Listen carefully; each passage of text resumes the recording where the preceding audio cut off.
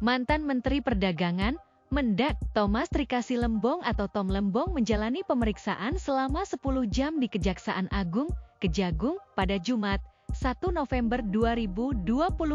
Pemeriksaan tersebut berkaitan dengan kasus dugaan korupsi impor gula yang diterapkan saat masa jabatannya sebagai Mendak periode 2015-2016. Selama pemeriksaan, Tom Lembong menegaskan tak pernah mengambil keuntungan pribadi saat membuat kebijakan impor gula. Mantan ko-kaptain Timnas Amin itu juga yakin telah mengikuti semua prosedur dengan benar, tanpa ada kepentingan pribadi. Hal itu diungkap pengacara Tom Lembong, Ari Yusuf Amir, saat ditemui di Kejagung, Jakarta, Jumat. Pak Tom menegaskan bahwa ia tidak memiliki kepentingan atau keuntungan pribadi dalam kebijakan yang ia keluarkan.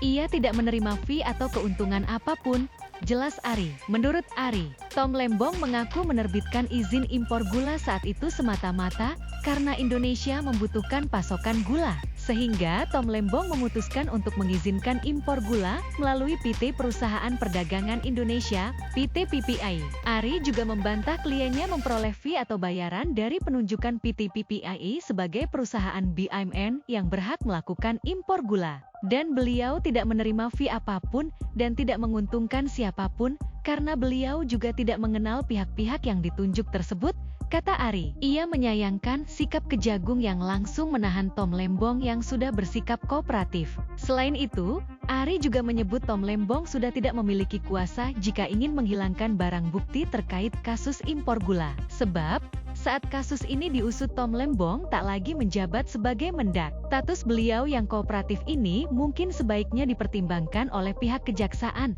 jelas Ari. Sehingga, ini mengagetkan bagi beliau ketika beliau dipanggil menjadi saksi lalu tiba-tiba berubah di tempat itu menjadi tersangka lalu dilakukan penahanan.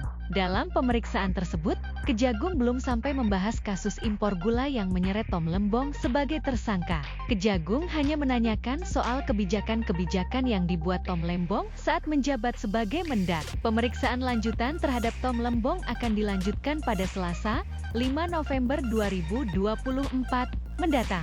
Download Tribun X sekarang, menghadirkan lokal menjadi Indonesia.